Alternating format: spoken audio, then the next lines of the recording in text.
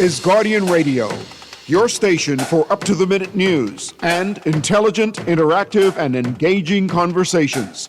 96.9 FM. The views and opinions of the hosts and guests are their own and do not necessarily reflect the views of the management and staff of Guardian Radio. La la la la.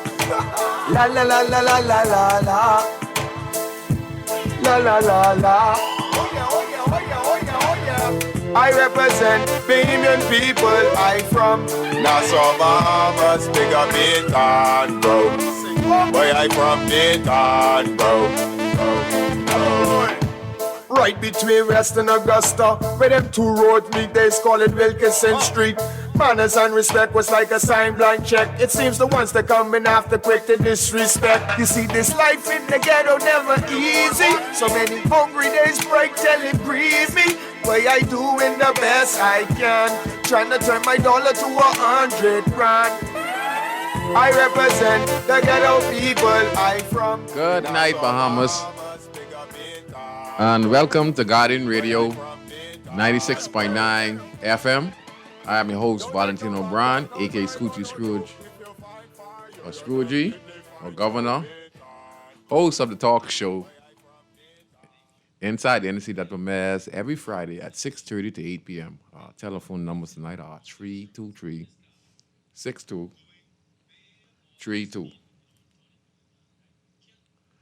325-4316, and 325-4259. You can text us, powered by BTC, at 422-GR96. And it's always a pleasure to be a host, and to all of the many listeners who tune in and listen to this show, but also to Guardian Radio. I want to thank you very much for all of the warm thanks as I'm traveling. Many people call me. And, they gave me a word of advice and tell me stay in the middle. And if they know me, I was always in the middle. And I will continue to be in the middle until the day I die. And I just want to say, today's show, we are going to talk about, we talk about the taxpayers to fund the $1 billion civil service here in the country. That's a lot of money that we're going to have to give out to a lot of people who, in many cases, deserve it. And I don't know, it's big, but we are going to have to pay it. The taxpayers, me and you. We are going to pay this $1 billion because that's the money that you spend at the gas station. That's the money you spend at the food store. That's the money you spend at the wholesale store. That's the money you spend at the Chinese. That's the money you spend when you get your car license. When you go pay for your P.O. box at the post office. Anything that relates to you paying tax, your electricity bill, all of that right there is the revenue that government collects and bills. Okay? And it goes to the civil servants, people who are doctors, who are former parliamentarian, who are former police officers or police officers, pensioners, all this stuff, who are former ministers, who are, anyone in government, immigration officer, anyone who has done their time, this is what's collected in the budget. And this is given back to them, whether you're PLPRF and them. So it's a lot, and it's me and you have to pay it. So with that in mind, taxes are going to remain here. What about the quality service that we get from our government agencies in the country? And what is going on with our government agency today? And also, do you believe this corruption that has been going on when it comes to national insurance card, passport, and et cetera, documents that we see all over the news in the last few years here in the country? How has it affected raw-born Bahamians here in the country? I just want to talk about that a little bit, and then from there, I want to show you some of the double standards in our country when it comes to uh, justice, even from our, even from our, it's like a system we pick up, like the Roman system we have picked up in this country. We are no different than any other country in the world that sometimes have created a cult-like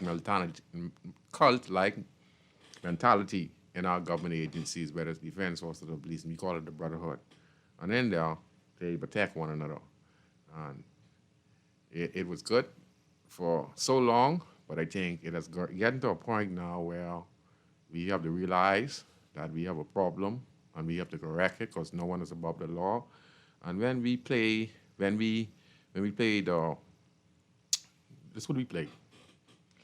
The law is here to uphold and protect and serve. But that was like a sheep in the wolf's clothing. Come to find out, to many behemoths lately, based on what we're hearing, who is being arrested, and etc. So we come to our own agreement that something is wrong with the system. So what we have here, we have the sheep and wool clothing happening in our country, and we were selling the public one thing, and many of the general public, they fell for it. But over the course of all of the, let me see how I should put this, with all of the complaints and accusations that have been coming to light, many people start to question that what they have seen and what they've been hearing ain't so true. And now they are doubting the system, and they have a reason to doubt the system. So I want to talk about that as well, because we have an officer, is alleged that he hit and run 9 years ago, and the family wanted justice. Come to find out, it's alleged that the officer had no insurance, no driver's license, and was exceeding the speed limit. And if that is true, this is the double standard we're talking about in our country, where they use the system to protect themselves. If he is not licensed, he's not insured, then his car should not be on the road. Automatically, he is in the wrong, because if you're driving with insurance and driving without the car, a license, you're done in the wrong. Don't care how you put it. So here we come 9 years later. He's being charged, but he's not being charged with a serious offense, because at that particular time, they saying that law was not out. So they charged him with that offense around that time. So, I probably think they're trying to charge him with vehicle manslaughter. I don't think that was around a few years ago. So they just added that to the penalty so he would face a lesser charge. But the father was speaking out of the deceased, Mr. Philip Clare Sr., and he was saying that, it was a double standard, and the police were trying to say what's right and what they're supposed to do when it comes to investigating and charging. They denied that and tried to defend that officer like he is innocent by not pursuing the investigation in order to bring relief to the family, knowing that the car was not licensed and not insured, and he was exceeding the speed limit, should be enough for him to be brought up on charges and probably bring some satisfaction to the family. Now here comes 9 years later, the father says this, in this interview. I can't play it because it's eyewitness news, and you're not allowed to play at a radio station on the station, but that's a double standard, that we're facing in the country. And then we want to talk about Mr. Clint Watson, Senator Clint Watson, talking about the new drug agency that just formed with the police, defense force, and et cetera, and detection and et cetera. This is a little too late, but it's a step in the right direction, Senator, especially with all of this stuff relating to our agencies in the country, our defense force, our Royal Army's defense force, and politician number one. How many people have been hurt because of the dangerous drugs that are being circulating through our streets. The firearms are being circulating through our streets. It has a devastating effect on us because drugs is the number one priority that the government should be preventing it from ever hitting the streets, especially cocaine, pills, and etc. Because we know it destroys family. If we go back in the early 70s and 80s, we had Alcohol Anonymous, where we had many of our parents, great-grandparents, they were just drinking Bacardi and vodka, and they were just drunkards. They was the most talented set of people, but the rum got the better of them, and many of them just became drunkards and forgot about family values. It caused excessive fighting at home with the wife or the girlfriend. Child abuse became relevant because the mother or father were drinking. They were not themselves. They had the alcohol demon, and they acted out of character. Then came the cocaine, which we knew that if we look back in history, we'd see the connection between the drug cocaine era here in the Commonwealth of the Bahamas, which came after the Alcohol Anonymous. And that took an even serious effect on the country and still has an effect on the country today because we see today our country still is stealing drugs on a large scale based on the operation by the Drug Enforcement Agency of the United States of America.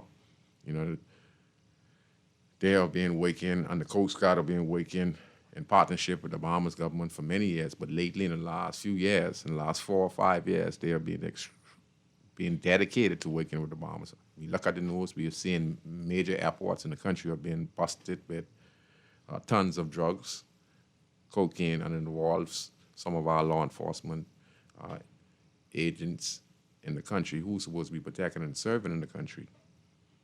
And it gives an indication of transporting how a lot of firearms is getting in the country. He was wondering why so many AK-47s were getting in the country, why so much people were getting out of jail so quick, knowing that they were murderers, and we were saying, these guys are getting out on 2 years. Why are they getting out on 2 years and they just kill somebody and they come out and they get bail again the next 6 months? You were wondering why, and then maybe look at Johnson, the criminal, the Criminal Investigation Department. And then we see a connection there where it is alleged that known persons who are now deceased, who is known to be alleged gangsters and drug dealers were in contact and had private numbers of senior officers alleged and having a conversation about them being let off of crimes they commit if they pay $100,000. And then if you look at that, how many other persons have get out of free jail and they could have been guilty, right? And or had them, and they wouldn't no more be in a society because now if the investigating officers did their due diligent job, the same suspects who were chances, because we don't know how long, it had to be going on for a very, very long time because, it passed on from generation to generation. So we just don't know how many people have been affected and get out of jail. They could have been murderers, armed robbers, drug dealers. It could have been pastors. We don't know who wanted to get out and had some connection there. And even though they're guilty, excuse my language, they were allowed to get out of jail because of money. That's crazy, How many lives are being taken because of that? We can't even give the numbers. So they say what you do in the dark will come to light, and that's what's happening in our country today. And okay, so they say we could start now. Okay, let me see where it's going now.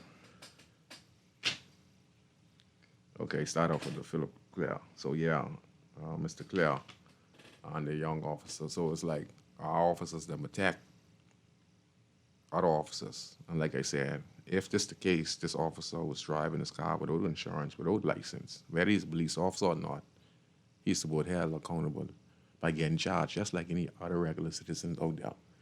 In that case, if this is true, he was protected. Who he was protected from? He was protected from other officers because they had to investigate. Traffic officer had to come down, had to come and investigate. Okay? And it takes you about 24 hours, I guess, to bring your documents to the police station. So from then to now, it shows you that there was some type of cover-up. But ask yourself this: if this is just a traffic offense, right, where it is being covered up by a particular set of officers, just a traffic offense. What of other instances like Johnson, like I'm saying, on this traffic offense, and then with everything else? You just can imagine what has been going on in this country. We might be pointing the fingers in the wrong set of direction. Maybe we didn't need all those police cars. Maybe we didn't need all those police guns and all the training, new recruits.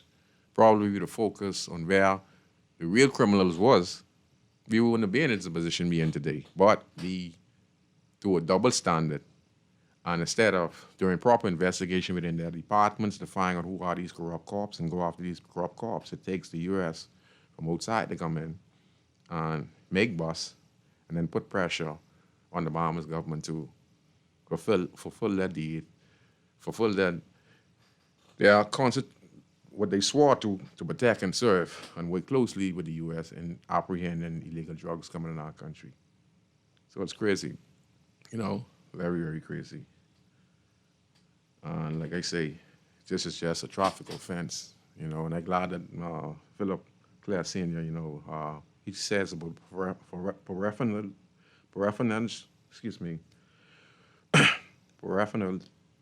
treatment means that favorism and protection, and that's been going on in our armed forces, and we need to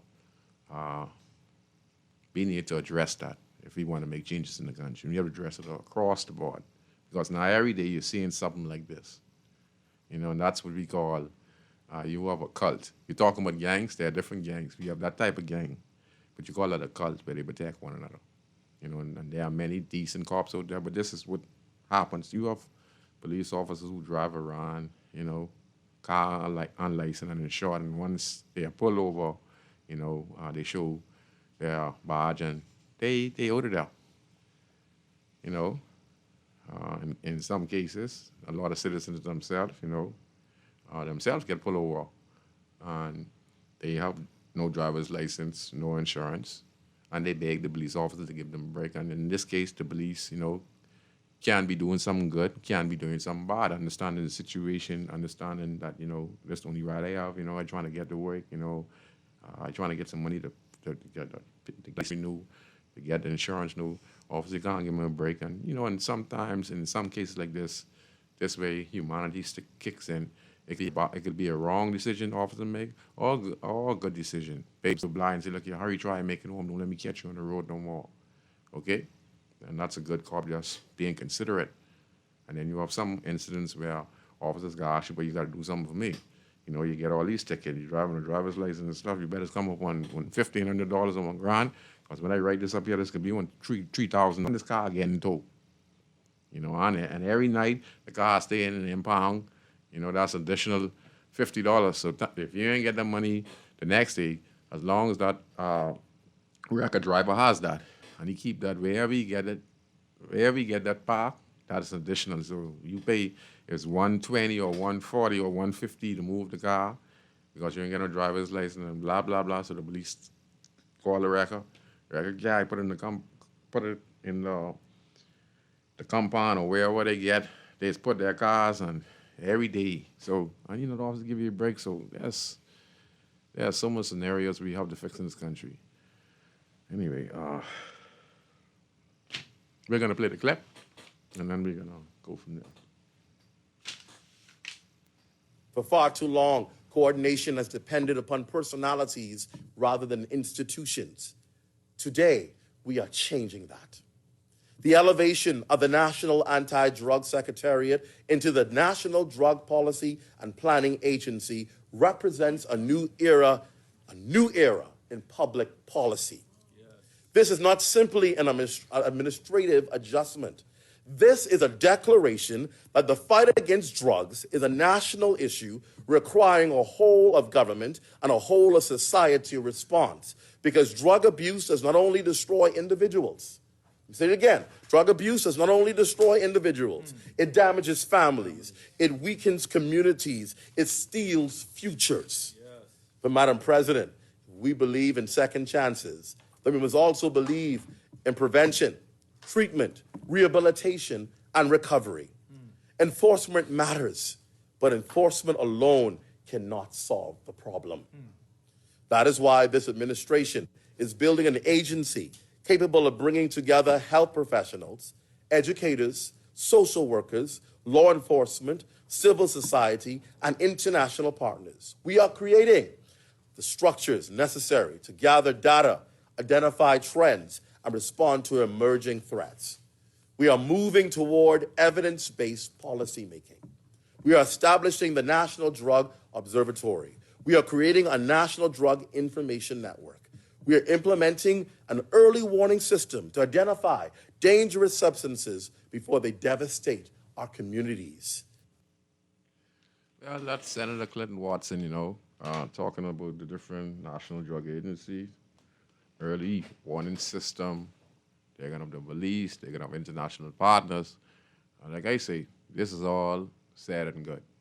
My point is, Mr. Watson, Mr. Senator Watson, who is this designed for? Is this designed for the people on the streets? Or if this is designed where we have the major players in this game, okay, who were high officials? And this is good. Fine detection. You guys going to investigate departments now to make sure that you have some information on these officers who work with immunity in their department where they can be touched until the U.S. has some type of undercover stakeout going on in our country for the last 4 or 5 years, and that the Commissioner of Police, that the Minister of National Security, and the Honorable Prime Minister of the Commonwealth of the Bahamas have no knowledge of. They were doing an investigation here on drug barters, especially importation in the U.S. And our Bahamas government, with all the intelligence that they receive from some of the most highly trained officers in this part of the Western Hemisphere, which is the Royal Bahamas Police Force, because they do a lot of investigation. They're very good at finding information on local drug dealers in the streets.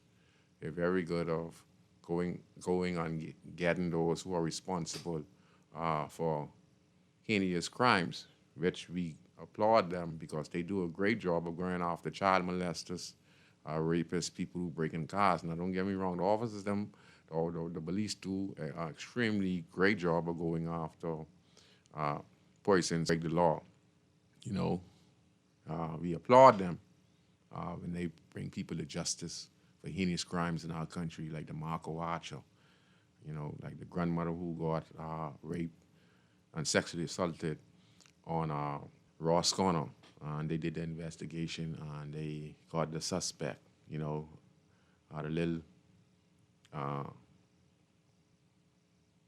little girl named Michael Road, who was found in the bushes. They did their investigation and thoroughly, and they brought the suspect and the right suspect to court, and that case is closed now. So they do their job, but when it comes to investigating internally with their brothers and brothers and sisters in their arms, they turn a blind eye in many cases in this country. And we wanna be assured that the double standard needs to stop, because we see it, okay? It's evident. We have officials saying that, there's no double standard. Well, there's double standard, okay? That case, what I just talked about with Philip Clare Sr., talking about a son who was involved and died in a hit and run by an officer of the Royal Bahamas Police Force who was driving without insurance and license. So automatically, you're wrong, because you ain't supposed to be driving in the first place, okay?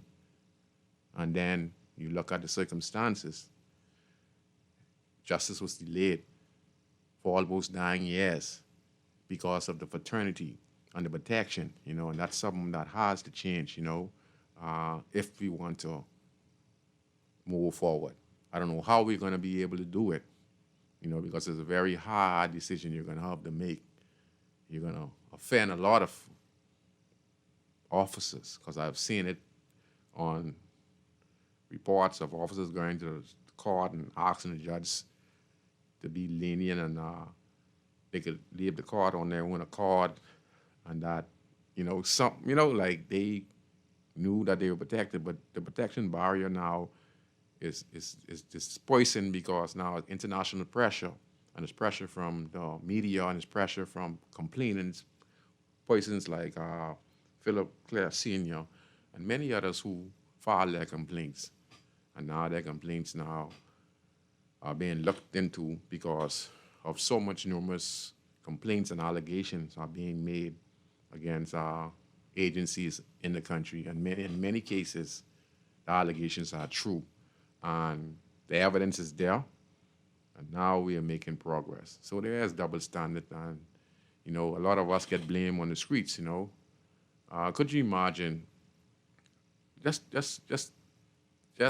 think about this. Mr. Watson, Mr. Clint Watson, he's addressing actually what is going on now in our country in a slick way. He is saying drugs and they're going to form these organizations, but he's more talking like citizen, like this is designed for the citizen, the drug dealers and the citizens. It's like, what about the drug dealers who are on the Royal Bahamas Police Force, who had access to airports?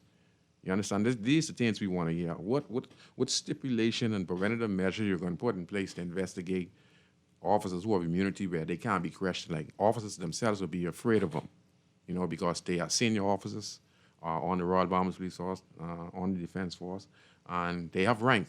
And what you're going to do with them when they get rank and they are protected? And when you were turning a blind eye to knowing that they are involved in illegal activities, but would do nothing, but you would parade young people on the streets and say that, we're getting rid of drugs and guns, when these same officers who are involved in these allegations are bringing in guns by the cases.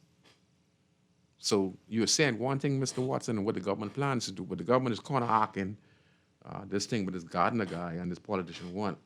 So now they come up with this strategy. I don't blame them, to say that they're going to deal with this drug problem. Drug has destroyed this country, and we still have not been able to recuperate. I myself, I personally was a drug baby, okay? And it's affected thousands of other persons living in the community, and drugs still is affecting thousands of people to this day. Because you have a lot of people stagnated drugs. The majority of people are on marijuana. Some are on pills. Some are on cocaine, which is the worst thing of all. And then you have younger kids at an early age who 12 and 13 using marijuana, and I disagree with that because their minds are not properly developed. What happened to them is that they are going to be stagnated in the country, means that they're not going to focus on their education, And if the community has nothing to offer them, then they're going to end up eventually falling through the cracks, and then we have a repeated cycle all over again. I think that you should smoke when you're around 21, when you graduate out of school. I don't think no one in school should be smoking, okay, unless it's prescribed for miracle marijuana for persons, kids who have ailments that they need it, anxiety disorder, and et cetera, and it's administered to them, they get, et cetera. But I don't think no kid who going to school should be using marijuana. But we have thousands of kids today who go to school and use marijuana, and they get stagnated if we don't have the proper trades, and then if we don't have the proper infrastructure for them to actually, be able to be a business owner. You understand, where they could keep their minds going. They have to keep on productive, always brainstorming, always keeping their hands active. Always thinking about doing something positive. But if they get caught in this community that has nothing to offer them, then we will lose not just one generation, we lose many generations. And if we look at a lot of kids who walk around the streets today, boys and girls, they'll frequently be on the park, and then the rest would just be walking up and down the streets like they're lost, and and they're looking to be happy, and they're looking for something, but we don't have nothing to really offer them. So that's why we have to understand that drugs, and then people go from marijuana to drinking and then crack cocaine, and then your life is all completely over. Then you become hazard not only to your family, but to your community and to your country. You become a petty thief, stealing people gas tank, people hubs off their car, and little petty stuff, causing more harm than good, because you're robbing and stealing from people who are struggling themselves, but they're doing it the right way, and you prey on them, and then eventually, you'd get catch from these people's family, and you'd see on the news or on TV, and you see some people beating somebody. You wonder why someone getting beat, because you just steal a woman gas tank. She trying to cook some food. She get 2 sons there, and you bribe them because you want a $5 pocket. You're gonna steal this woman gas tank, but cost must see $300, $400, $500, or a little small one, probably 151. But any either way, you're gonna steal this woman gas tank for you to go buy a $5 package, $5 package of cocaine. And that's what be going on in our country. And this is the result from the very top, you see? So, Mr. Watson, I highly respect you and what you have done for yourself. And I understand what the government is trying to counteract what's going on in the country. It's been going on in both administration, because if you look at Mr. Gardner and anyone before him, it seems to me that they had close connection with political party, and in doing so, people were afraid to turn the blind eye, because I don't think they was afraid to turn the blind eye. They just probably said it's the Bahamas, and everyone would be bad, everyone would be connected to somebody who's bad, and I guess that the guy, and they just I don't just working together. I know what I tell you. But it's the effects of the drugs, because it passes around from coming off the plane, getting smuggled in the country, right? Then it got to go through a process of where it's getting transport. At the same time, someone's going to get left in the Bahamas. Who all is involved is going to get their cut, right? Some in poison who are part of the clique are not going to be then poisoned. So their cut is get takeout, and then these guys are going to take their cut and go in their community. They have family, and they family have some guys who are little rough boys down there in Hay Street or Mason Addition. They're going to distribute a few pounds there, but a key, 2 key here or the key there, and you put a key there in Baintown, you put a key there in Fox Hill, you put a key there like that, and then these guys, them they want fire. You get firearms coming because you get clearance now, because like I say, you got to look at it like this. The government needs to understand what has actually happened behind closed doors. I could give you what happened when it reached the airport. You got the senior officer who in charge of the airport. He making sure everything's straight, so there's no inspection, there's no one to check this load, because he in charge of this airport. And he makes sure everything's straight. So the custom officers ain't turning a blind eye. The immigration officers turning a blind eye, because this is the police and they're in charge. The porters can't do nothing. The rest of the officers can't do nothing. And if you listen to one of the incident where we have an officer who was on patrol, and then you had some other officers who just get charged recently. We had 3 officers who just get recently charged for a lot of drugs, right? I think so. What shoes? And what else can I say now? And they get charged.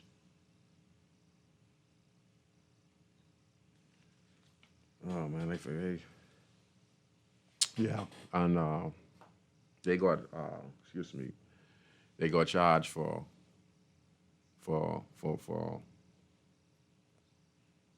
intent supply or something that involved with drugs, and these are officers involved with drugs. I think that they're being let off the force.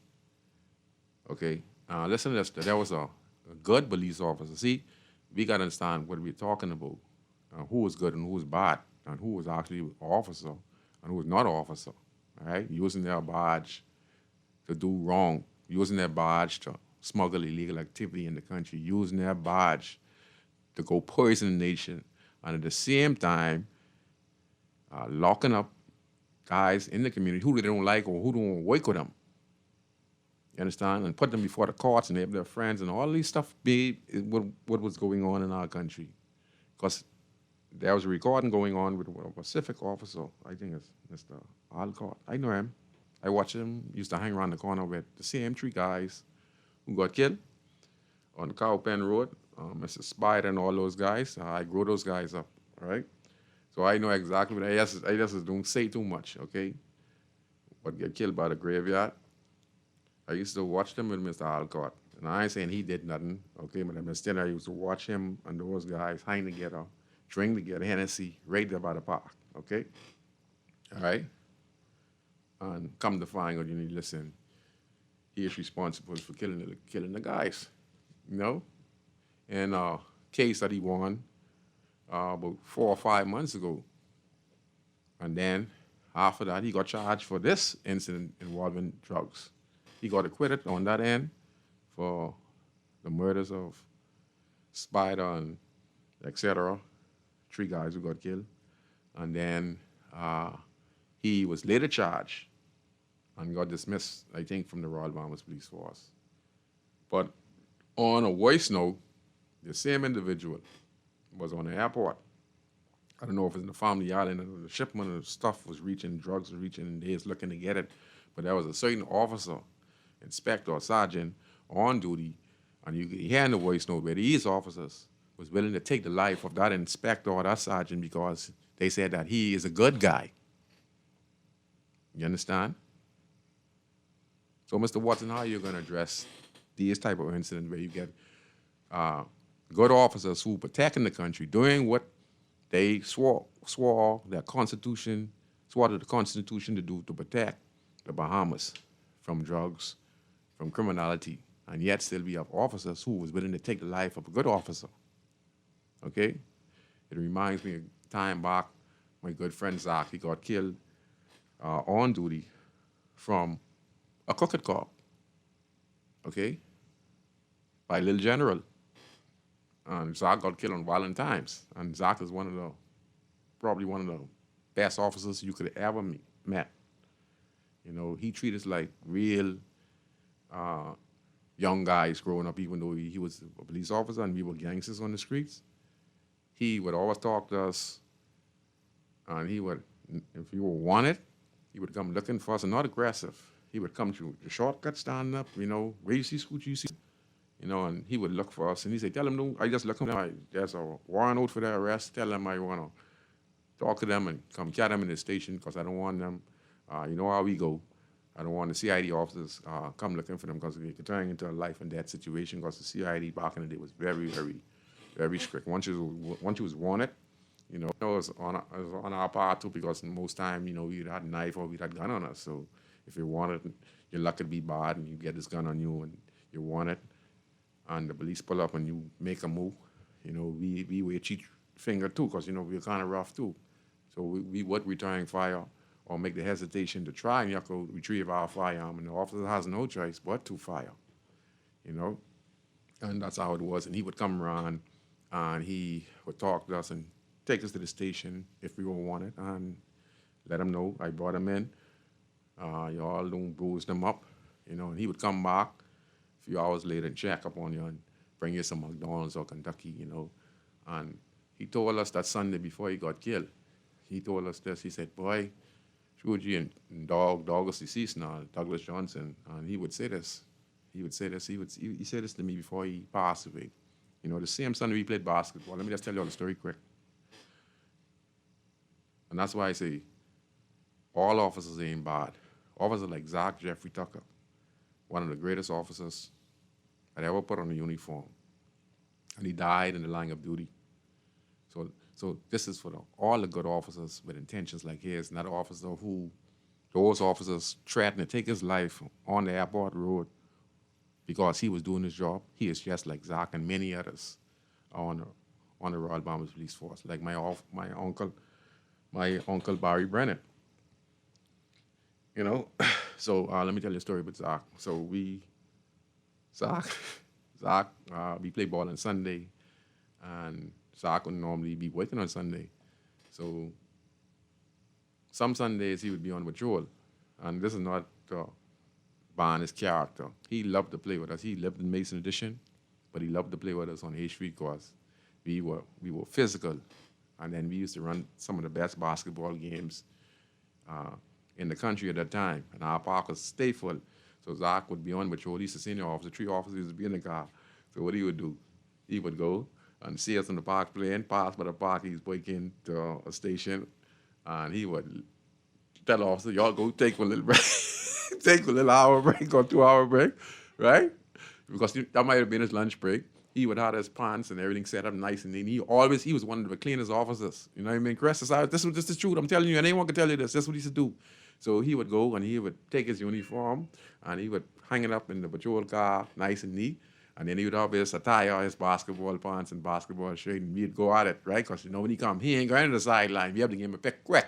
So as soon as he reach, whoever that got to come off the court, he got to play. You see that? Because we respect him so much. So anyway, we was on the park that Valentine's, and he was telling the story about how dangerous it is to be a police officer and what is going on around 2, 3 in the morning.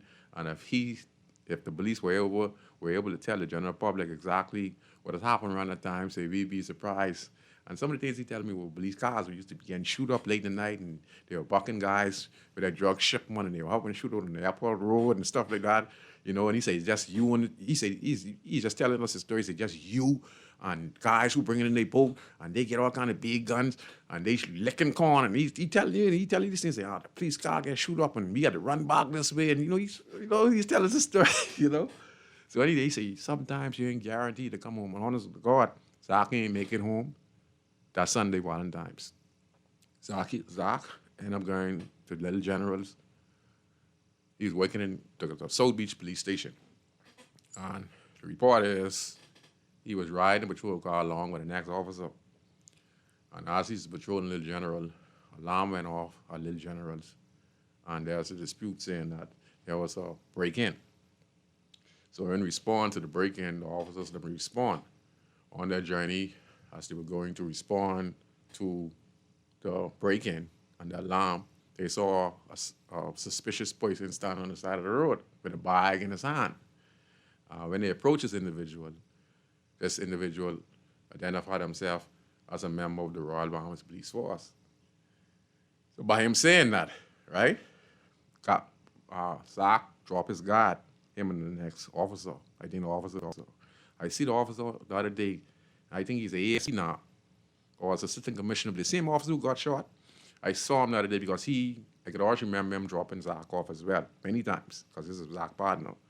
So anyway, let me finish telling the story. I started to question the officer and say, well, okay, what you get in the bag? He said, no, man, he doing some undercover work. This was reported. So he telling Zach and the officer, he's doing some undercover work. And this is his gear, right? That time this was the officer who was breaking in Little Generals, or done breaking Little Generals. Because I heard that he was security at Little Generals. So I guess he saw the money making in Little Generals. His government salary was not enough.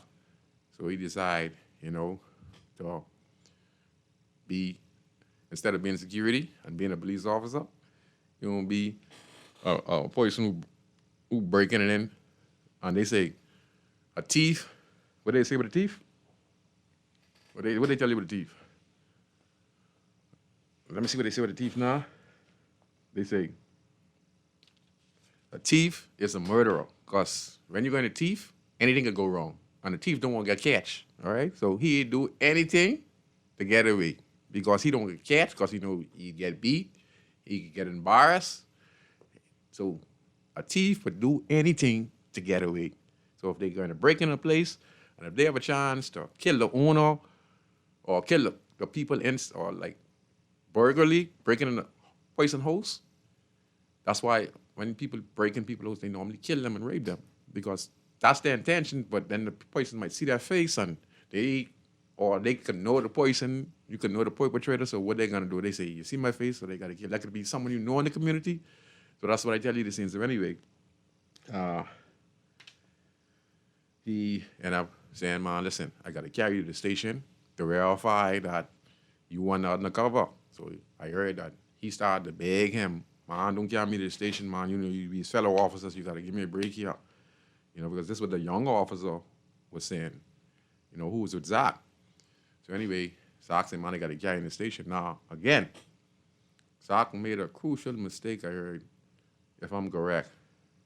They said that Zach put him in the box seat without searching him, without putting handcuff on him. So the same way how we had all these incidents of officers running these airport, right? And not like have supervisor over them to see what they're doing down there in the airport, to make sure that at least we get some supervision here, to make sure this officer ain't rogue and doing some type of legal activity here, okay? You know what I mean? You're supposed to have a supervisor in charge of officers to make sure that they still stick up to command, you know? And you end up dropping your guard because to your fellow officers, okay? So you're turning a blind eye. Zach made a crucial mistake because, like, again, he's supposed to handcuff him, right? Because he feel that something ain't right. But he's an officer. So as an officer, he know they have to protect one another. So he failed to handcuff him. You understand? Just a mistake now what we're making again in society. You see, because he is an officer, you drop, and Zach is a good officer, but you can understand what I'm trying to explain to you. I'm trying to tell you about the double standard and the maternity what they have. Where, like, driving that car without license, insurance, you know, and you know this officer killed somebody. You know this officer was driving without license and insurance, but yet still, the road traffic officer who investigating the incident turning a blind eye. That's double standard. And 9 years later, same thing with Zach, in a different manner, but similar, but in a small manner that cost his life. You understand? He's supposed to search him, handcuff him. You understand? He just tell him go in the box seat. You know, we could ride to the station. You know? And here's the story now. I could always remember this because I was watching the news. Now, as they proceeded to go to the station, they say the officer who got shot, Zach got killed, and the officer who got shot on the side of Zach, he got shot as well. But before they got shot, here's the story. It says Zach put him in the car, and he started to ride to go back to the South Beach police station to verify what this officer is saying is true, right? So then they saw a guy going to work. That's when Atlantis was building the second phase or Paradise Island, but this guy was just going to work. He just an innocent bystander who just going to work around this particular time. He just in the wrong place at the wrong time. So he get on his uniform, he get on his vest and his helmet. So now the Zach, how this alarm going off now, he's still saying now this could be the perpetrator here instead of this police officer here. So he look at the guy who walking on the road and say, probably this officer in the back is telling the truth. And that this guy here who walking going to work, who only going to work, trying to catch the bus to go to work. So Zach must say, this must be the guy here who breaking into place. So Zach them in there pulling him over and crashing him. And he telling Zach, am I going to work? So Zach said, man, look here, I got to catch you to the station. You say, because, you know, the alarm ringing and then you come around this way. But the guy was actually going to work because it's the one who running the car as well. So now he get locked up because he tell the story as well. You see, the one who got shot, the same one, the police officer, and this guy who going to work, he is the one who tell the story. So him and the officer who got shot, their story was the same. So here's the story now. As they were turning around, they said they was turning around to go back to the police station. They said that the officer started to beg Zach, man, no man, no man. And then he said all of a sudden, him and the officer who handcuffed was on the side of him. 2 police officers was in the front seat. And he said that all he see is when the guy like ran in his pants, the officer who was off duty, who saying that, you know, he's undercover, said he ran in his pants, and he got a small caliber gun. And shot Zach in the back of his head. The driver, because Zach was driving. And listen how God keeps Zach alive for a few seconds to save the life of both his colleague and that guy, the innocent guy who got locked up. Because what you think is going to happen to them next? He shoots Zach in his head. I heard this, just a story. And Zach stumbled and hit the dashboard of the patrol car. And the car started to speed out of control. And at the same time, he shoot the next officer. The same police officer shoot the next officer. He done shoot one and things Zach dead. And then he shoot the next officer. And the car was like spiraling out of control. So the officer jumped with the car. The one who got shoot, he was able to jump with the car, moving. Now, who left in the car? Yeah? Guess who left in the car? Hold on. Before the officer jumped out, I heard that Zach regained consciousness. And at the same time, he shoot the officer to the passenger side. Zach was able to regain consciousness. Now, remember I tell you, Zach got shot in the back of his head from close range. So he's supposed to be dead. And they say he regained consciousness.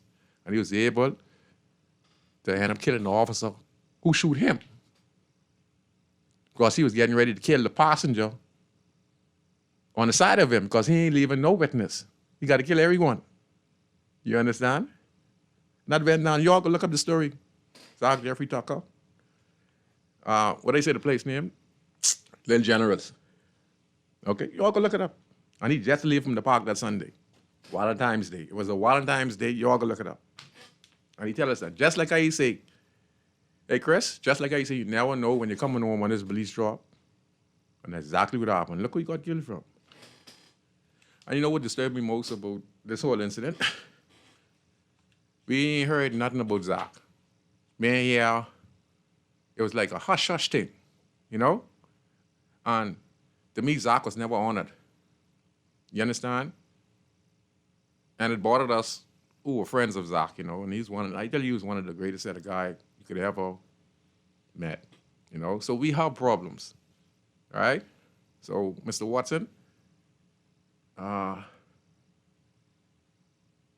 Glenn Watson, I think that what you and the government has come up with, the National Drug Agency, the early detection, you know, and all that is all good. But you guys missing the ball here. You guys only looking at the guys on the streets. You ain't looking at officers who running shipments. So all this y'all doing right now is a waste of time if y'all ain't ready to investigate and prosecute individuals who are destroying the country. Y'all ain't making no sense. No sense at all. You know, and the thing is, y'all put all the blame and all the guys on the streets. You know, I said to myself, I said, boy, more gangs, because officers were working hand in hand and putting drugs and firearms in the hands of hardened criminals. And they were partners. And when you wasn't working with them, they were taking you out. And if they didn't like you, they locking you up. And then they parading you. And these some of the same officers you see on the news, handcuffing. And, like, you know, they doing their job far as we concerned. We happy that they doing it. When you come to find all these guys, I'm running loads. But they locking up people, children on the streets. You know? And every day you read the newspaper, it is something new. You know, and this 1 billion civil servants. So what is the service are we requiring? And I'm going to end on this. What time is it now? It's 1:23. So this 1 billion civil servant, what are we paying that for? Why are we, as Bahamians, ain't getting the best service? We've been lied to, taken advantage of, you know? All the police cars they get and stuff like that. At time, all these high-powered rifle and all these drugs. Because it's evident, people. Look at it right now. Look at our murder going. Look at the drug distribution going on in the country. Why is a major sharp drop all of a sudden? Because all the major entry points are being closed. All of the routes are being detected by the U.S. government because of the information they receive from a lot of the persons now convicted in the U.S.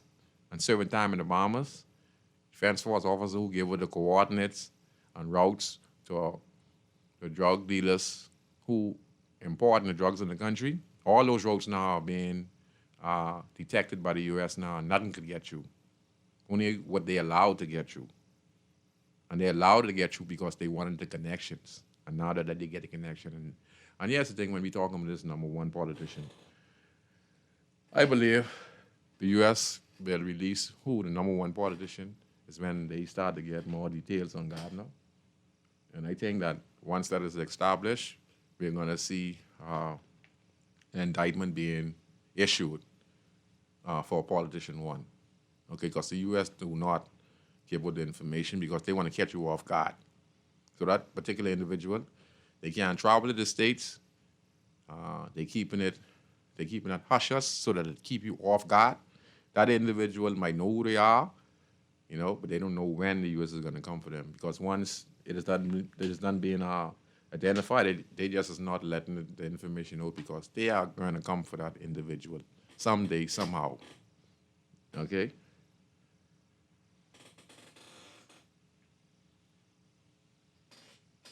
So yes, it's crazy. So are we getting service? So now let me say this now. Let me just talk about this quick. I think I don't know what's going on. I talked about Bank of the Bahamas a month ago when you couldn't get no service for 4 days. You couldn't even get no money out. This was the same time in Gardner. And, I mentioned that, they probably trying to freeze up Gardner money, because they know the connection. The U.S. don't play.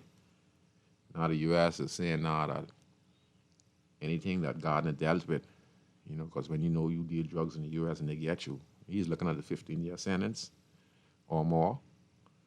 And, the U.S. confiscate person charged with narcotics.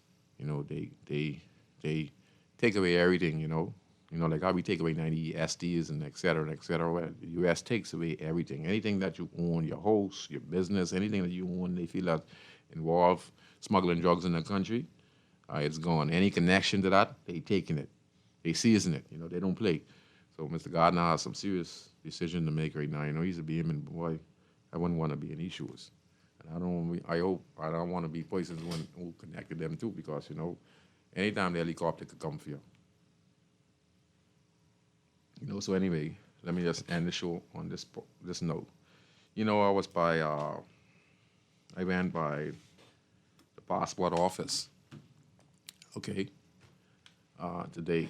I was there about a month ago to get my passport was done. So it was going to be up the 1st of June. And that's why I talk about the quality of service. And this has nothing to do with the individuals at these departments. I think that, they need to come up with a set of rules and say that you're coming into the passport, get renewal or damage, bring 2 pictures, bring your mother's birth certificate or your great-great-grandmother birth certificate, because, it's crazy up there. So let me just explain, anyway. So I went to the passport office. And again, to the staff, I understand that all these new procedures come into play because of all the fraudulent documents being found with passport, national insurance. So now there's a crackdown on how you go about getting your national insurance card. You have to go through steps. You have to have signatures from 1, 2, 3 individuals. That's how it go now. So it's very hard for Bahamians, raw-born Bahamians, to get a passport renewal in the country. Okay? Very, very hard. You need your great-great-granddaddy, your great-great-great-grandmother. You need your mother. If your mother passed away, you need your mother birth certificate. They don't want no death certificate.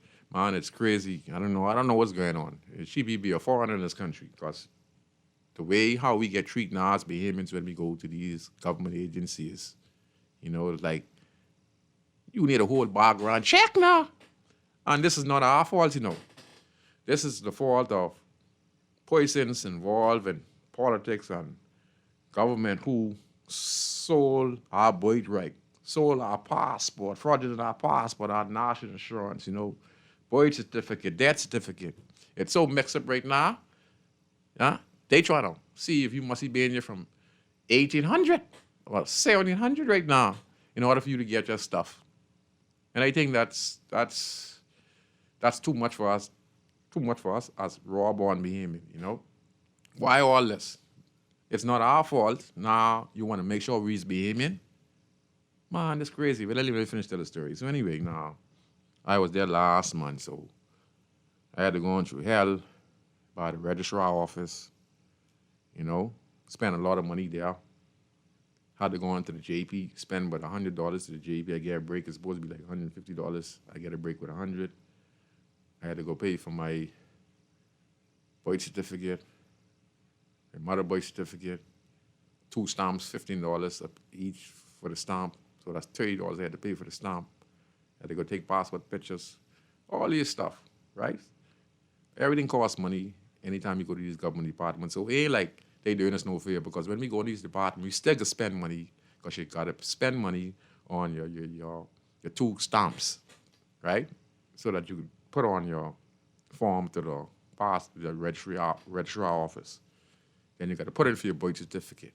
So you're spending money for the services of the registrar office. Same thing with the passport officers. So we paying this $1.2 billion to civil service, right? And we still ain't getting the best quality of service, because you got to run around. We need to just have a list of stuff that what you need to do when you go by the registrar office. It seems that they're just trying to put together all of our documents, okay? It seems that there was some problem in the registrar office, some problem in the passport office, some problems by the national insurance office. All of a sudden, now you have to go and do the 9-yard. Up and down, and a lot of BMs are frustrated, man. They be in by the passport office. Let me just finish, man. So anyway, I put in for last month. They tell me come back 3 working weeks. So now I get straight on everything. I can't think I'm with Valentino Brennan. I don't understand why it's still Valentino Brennan. I've been Valentino Brown. I never had a Brennan passport in my life. All my passport is Valentino Brown. We went and did all that. We did it 2015. Before that, my grandmother, when she was living, she went and got my name transferred to Valentino Brown, because my mother's a Brennan, my father's a Brown, my grandmother's a Brown, but she got my father's surname. So my name was Valentino Brennan. Never Valentino Brown. I never had no Brennan. So every time I go, my birth certificate always come up Valentino Brennan. It's supposed to be in the system, like on the street. So this is the 3rd time I had to go and do all this stuff all over again. So hopefully that's the last time, I just had to go on back again today. So anyway, I went there. So they say 3 working weeks. So I said 3. I think 2 working weeks. So I said, let me get them 3, because I want to get my passport. No, I think I can get my passport when I go back now, because I get the receipt. So I didn't put in for the passport. The lady done do everything now.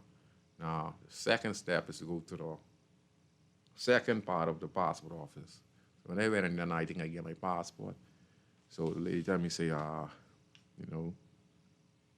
you need to do this and you need to do that. So anyway, I make 3 different runs, because I keep on getting it wrong, because I really didn't understand it, because I trying to figure out what's going on here. Because I thought JP didn't stamp or co-signed thing up, but he did not, because when I went the first time to get it, they tell me, say, I didn't need it. So now when I go to the second phase, that's the second phase. The second phase, they allow you have to go and get the thing stamped with your picture to the back, and the JP got to sign on it and say, blah, blah, blah, this. So I went and I get to do. Now when I get all I do, they tell me, say, it takes me now 3 weeks to get my passport from the day. So I thought I was going to get my passport today. Now I have to go to the next department. They say that my passport I will get my passport now, right? But it takes 3 weeks. So now I have to wait 3 weeks to get my passport. What kind of crap that is? All this because the agencies around the country and some JPs and that who were crooked They sell out our bird right now. We got to suffer. Who all been getting our citizenship, who all been getting our passport, put pressure on us.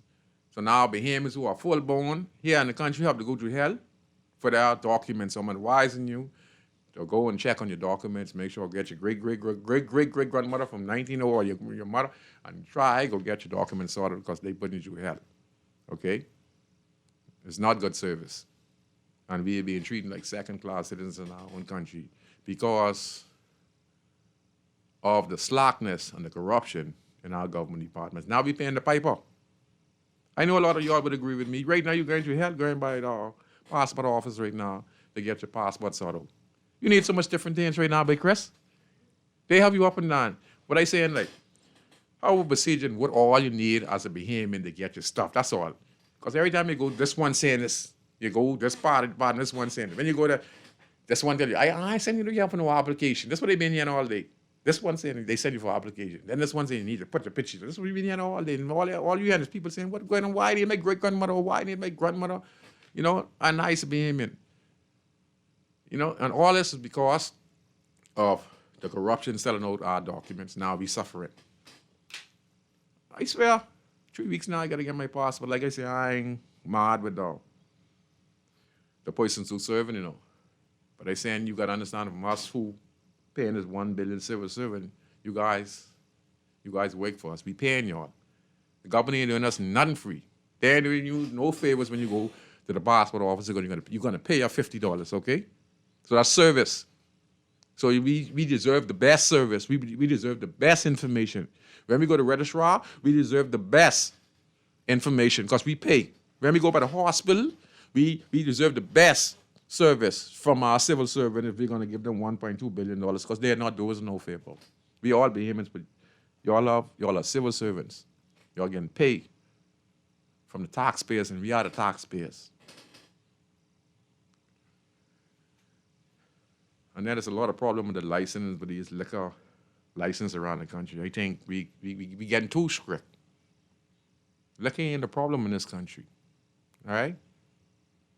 Liquor ain't the problem in this country, okay? You know what the problem is in this country? The problem in this country is we have too many problems. But liquor is one of our problems, but it's not our biggest problem, you know. All the regulation they're asking now for people to get licensed for restaurant and bar and stuff like that is crazy, you know. You can't blame them on those kind of stuff, man. You know, I appreciate them coming down on persons who trying to get their license to open a bar, etc. You know, it's a tough task. You know, I'm trying to get mine as well. You know, so I know it's going to be very, very, you know, especially where I'm situated. But I'm situated in a nice community, and I think that's what I want to do. I want to entertain the tourists that come to my community. So I'm going to have to sell booze. I'm going to open a restaurant and a small convenience store to deal with the volume of people in the community who want a little water, who want a little hot tea, who want a little chicken snack, kong, you know, but still don't want to be like the Chinese too. So if the Chinese could have a bar, a restaurant, and a convenience store, why, as me, as a Bahamian living in the inner city community, can't have the same thing? So I'm pushing for that because I see there's a bright future in it. And I'd say to the minister responsible for that, I think that's Jerome Fitzgerald. So I like to say to Mr. Jerome Fitzgerald, see how you can make it a little easier on persons who trying to get license to sell alcohol, you know. Because I tell you the truth, you know, it's how you regulate it, you know. But like I say, you know, it's how you allow it to be consumed in the community, you know, don't make sure like you ain't around no churches or nothing like that. I think that's best, but it's a little too hard, man. You know, too much stuff. You know, and then we trying to go modern, digital. You know, I think that we should slowly go to digital, but let's keep the manual as well. You know, keep it close so in case we have a breakdown. And a good case, like what I'm like, trying to explain, is like how the Bank of the Bahamas was shut down for 4 days, and Bahamians couldn't even get no money in 4 days' time because they said that their system was being infiltrated by scammers. So if we're going digital, we also have to be very careful to keep the analog system as well. you know. So it's crazy, man. It's crazy. Parental treatment. So we have it, you know. Yep, drugs affect us. And I hope you guys are listening, you know, because sometimes when I listen to our leaders, they really don't understand the effect on how drugs and guns destroys the country. You know, I myself, you know, I used to sell drugs like for 10, 15 years, so I tell you exactly what I know. And I could go in details and tell you all some things, y'all, you know, I be giving you all a hint. I wasn't just a gangster. You know, and I did a lot of business with a lot of people in a lot of high places. You think running a street gang, you don't have connections? I just went boring and exposed those people's name and stuff like that. The only people name I expose is what I see in the newspaper. I would never mention Mr. Gardner, even if I know Mr. Gardner.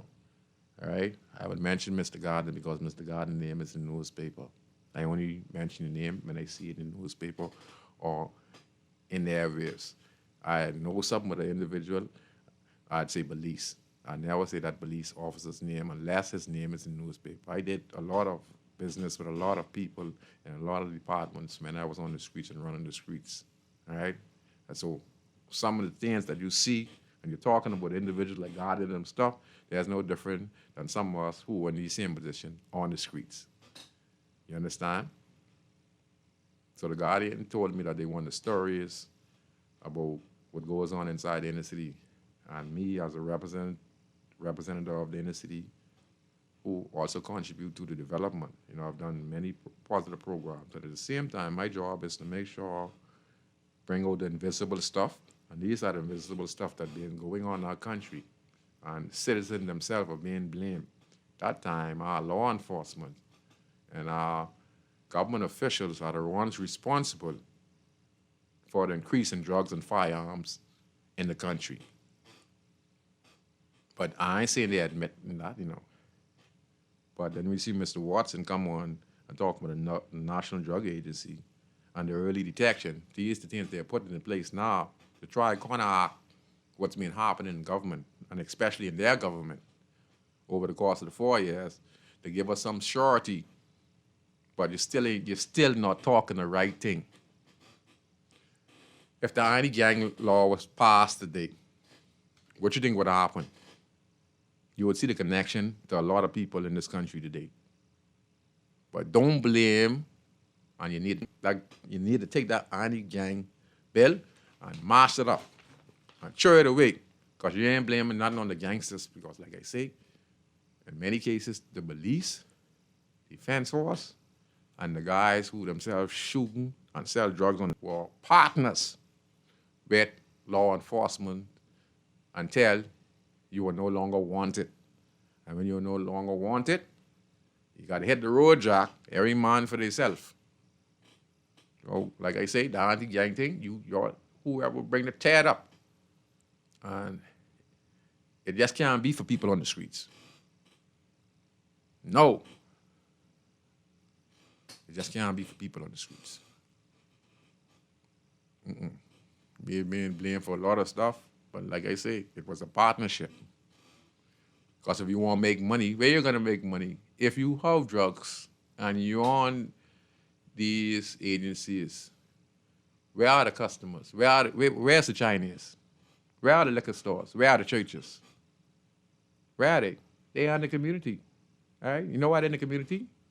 Because in the community, you might say the community poor, but listen, you have a volume of people coming to you, to your store. Some people spending 25 cents, some people spending $50, some people spending $100, some people spending 10, some people spending 75 cents, some people spending.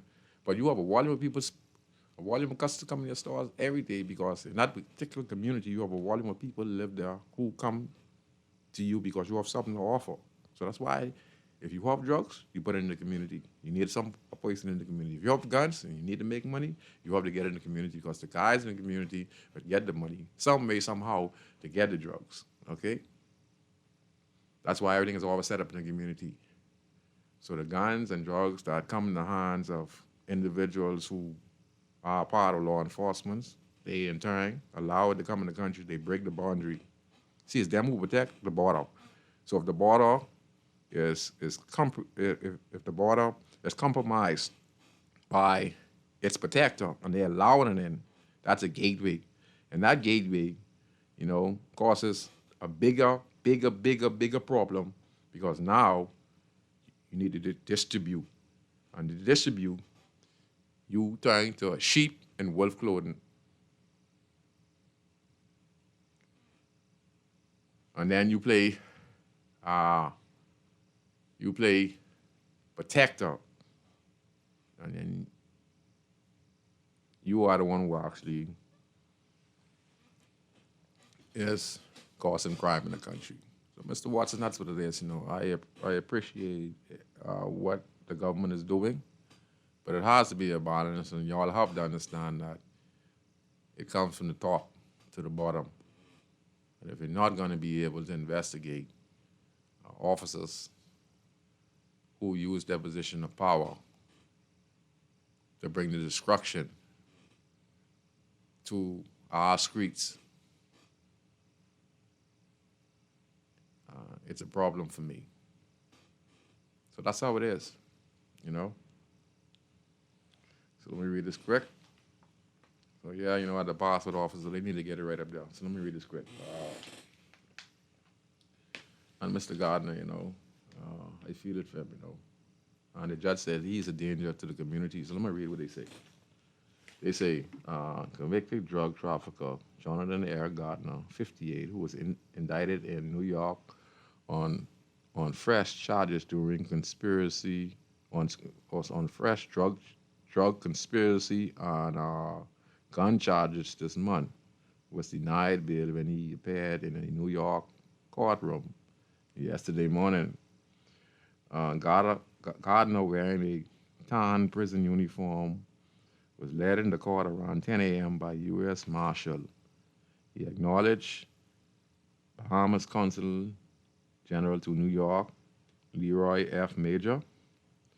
Gardner, also known as Player, took a seat at a desk behind the U.S. Attorney, Sassy Rubio Ayala, Assistant United States Attorney, Julian N.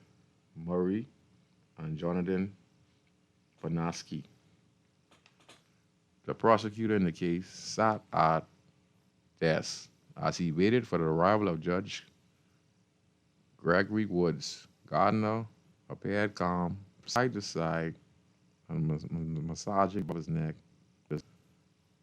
After a long interval, Woods arrived and explained that he wanted to review the case, discuss the case schedule, and deal with the question of bail. On the issue of bail, several arguments in freedom.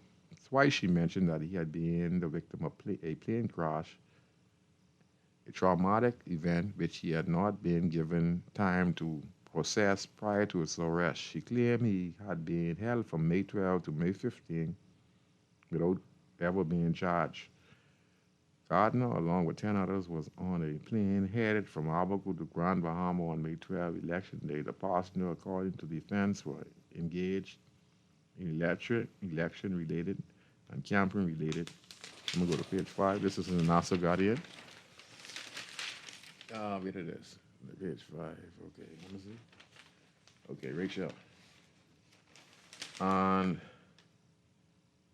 activities occurring on Election Day. There were no disagreement from either side that Gardner was found with $30,000 in cash, nor did either side contest the $20,000 of that was Bahamian money that had been withdrawn from Gardner's bank account, and $5,000 was in a paper bag with the name of with politician one written on it. There was no mention of the other $5,000.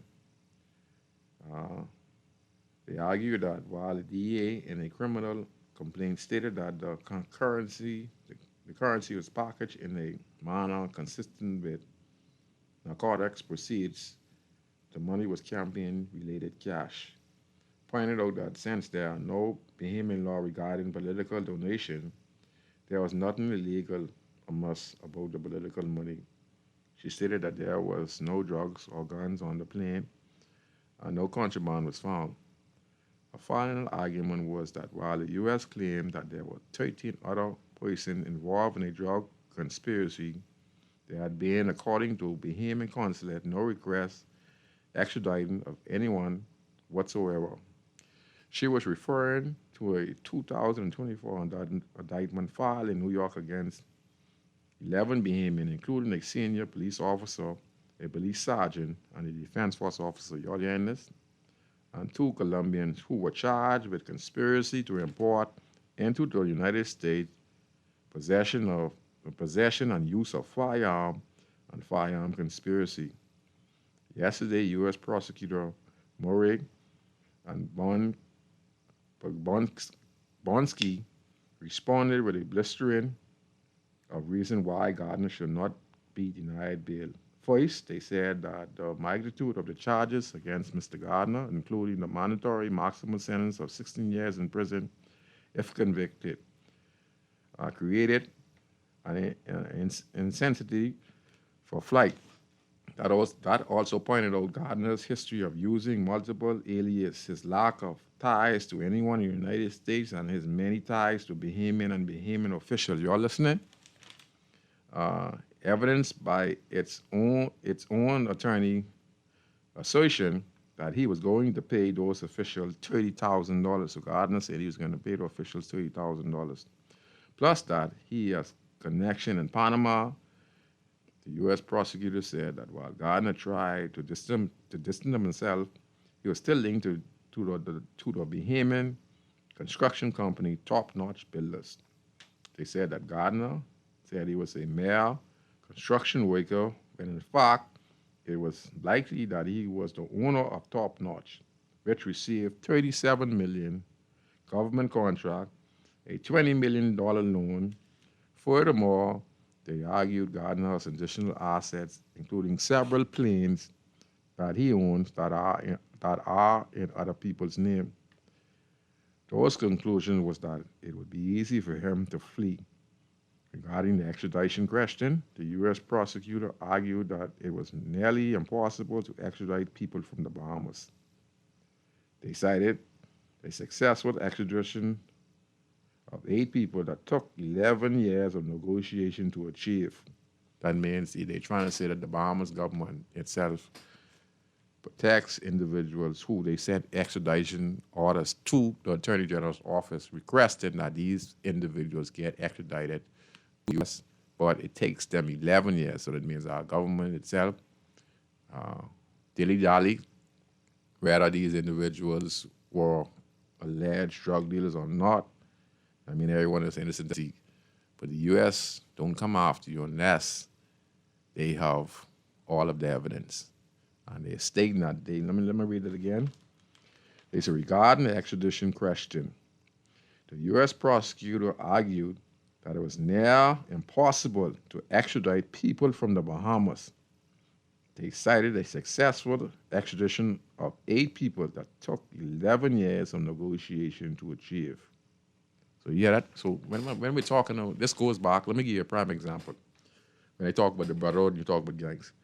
Remember I told you, we were talking earlier about the younger officer, who was driving without national insurance, without car insurance, without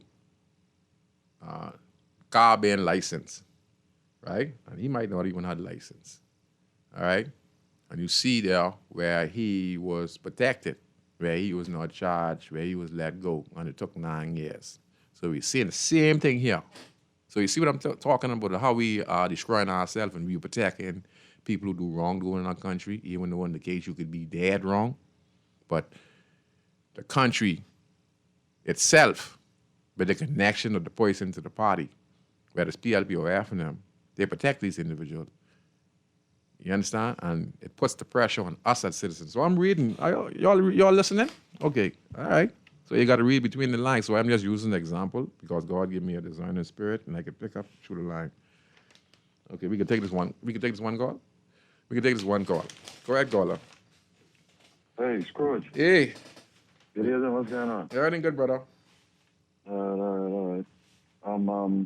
Just wanted to call in. I heard with reference to this conversation you're having with the alleged charges against Gardner, right? Yeah. Because nothing has been proven as yet in any court. No. It all stands as alleged currently. Yes. I found it so strange when I heard on the news. I don't remember what time it is, but I heard on the news sometime during the day that persons in the United States was making a statement in court that it is very difficult. Yes. Almost making it seem like the Bahamas and our government But text. has been non-compliant Yes. with working with their jurisdiction, with getting persons into their country that they wish to process or prosecute, right? Yes, sir. But the strange thing about it, I remember monitoring several instances over the decades, right, with persons who were alleged to be involved in drug matters, right?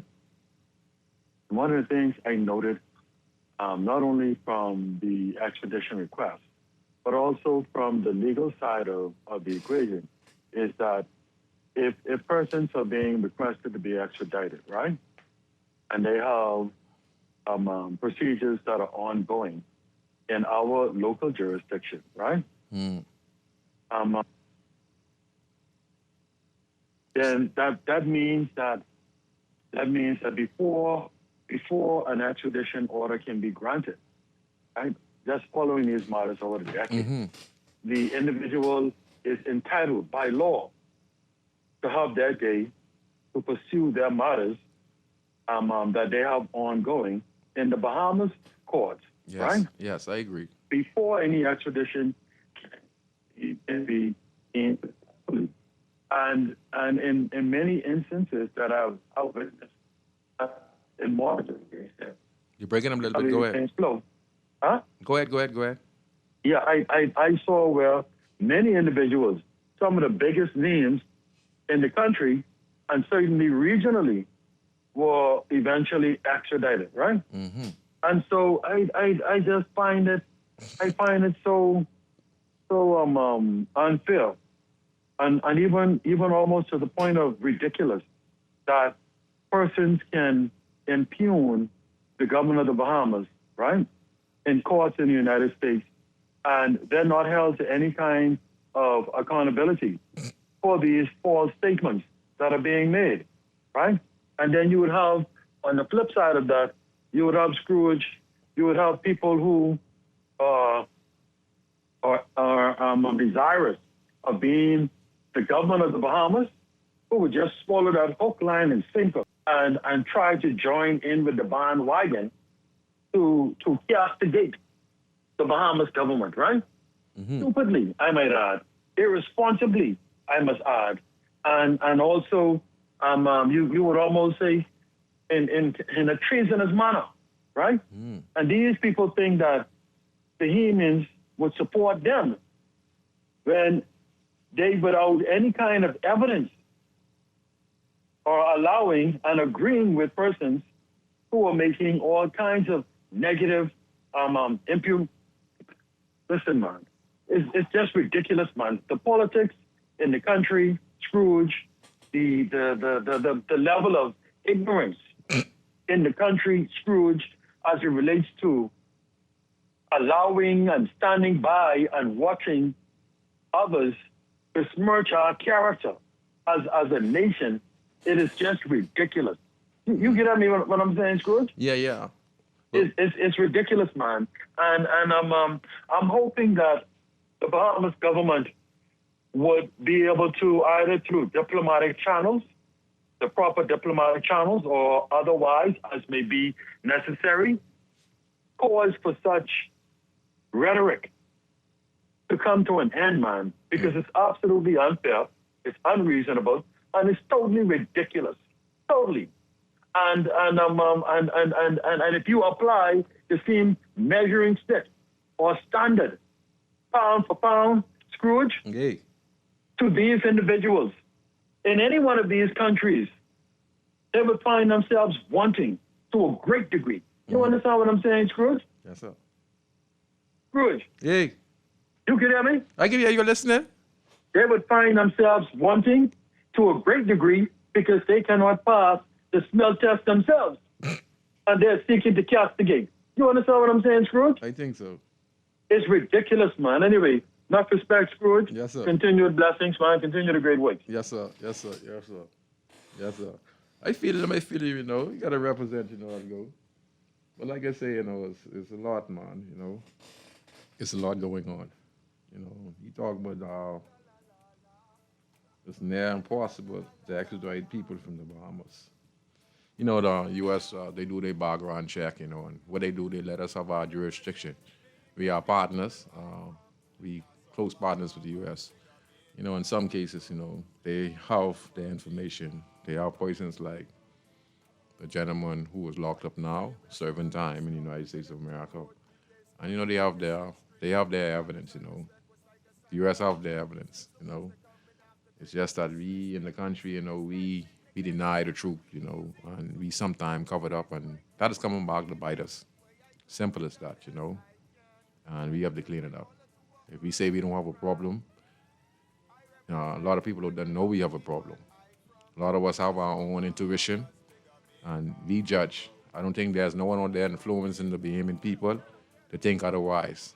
I think there's a lot of people out there who read between the lines, read the newspaper, and they have decided without a reasonable doubt that there's something going on in our country, and we need to fix, you know. And we have facts to prove it. Like I said again, you know, we saw the officer 9 years ago, alleged to have knocked down a young man. He ain't had no drivers. He ain't had no insurance. He ain't had no license for the car. Okay, to be on the streets of Nassau and Providence. And again, you know, he was not brought or questioned in a timely fashion, and the family had to keep at it, you know. So there's some truth to a lot of the matters in our country, and we can be smudged, and people can be lying on us. But in many cases, if you look at it, there's enough proof there that states that we have a serious problem in our country. And we have some political critics who using their position, whether they're opposition, to, like he said, Antoine stated, you know, to use it to their disadvantage within them themselves, you know some of these things happen under their watch and under their administration. They remain quietly still. Because the former Prime Minister Hubert Alexander Minnis, and he stated that as Prime Minister of the Commonwealth of the Bahamas, in the last administration, he stated documents from the FBI concerning matters concerning individuals from both the community and the armed forces. And he himself, you know, didn't decide to investigate. So you can imagine that he said it. Why? Because again, there's a fraternity, and even him. He said it. The former Prime Minister said that. So it goes to show you there's a double standard. He said it at his own mouth that he got a complaint from the FBI concerning matters, concerning members from the force, and from wherever government or politician involved in illegal activities. And he got this information, and he didn't act on it. He said it. He said it. So it goes to show you double standard. You're part of an organization, they protect you, whether you're right or wrong. And there's no running around that. And then we as Bahamians, we take the full blame. Who on the streets? And all the pressure is put on us. That time, the biggest set of criminals are the ones who are to the very top. And then they use us as the scapegoat and say we are the problem when they are the gatekeepers and letting everything in the country and destroying the country and still trying to say they are right and they ain't do nothing wrong. And for that, we all got punished. Okay? For us who know truth and speak truth, continue to do so because you will get your blessings. It might seem like you're losing, but you're not losing because you're keeping yourself true. I want to say good night to each and every one of you. Valentino Brown, host of the talk show Inside the Inner City that premieres every Friday at 6:30 to 8 p.m. And today we are talking about the price we're paying for corruption. We're talking about the result of allowing illegal activities to be covered up by our armed forces and government and protected. Now everything is coming to light. So I'm your host, Valentino Brown, aka Scrooge, or Scroochy. I want to thank Anton for calling in, and I would like to say a very good night to each and every one of you. And I'll see you next week of God's Spell Life on Guiding Radio 96.9 FM. What happened? Huh? Straight to the main time, babe, from main time. What you doing to me, man? All out. Again? I represent million people. I from Nassau, Bahamas, big up Bintan, bro. Boy, I from Bintan, bro. Don't take no back talk, no bribe or no joke. If you find fire, you definitely find smoke. Bintan, bro. Boy, I from Bintan, bro.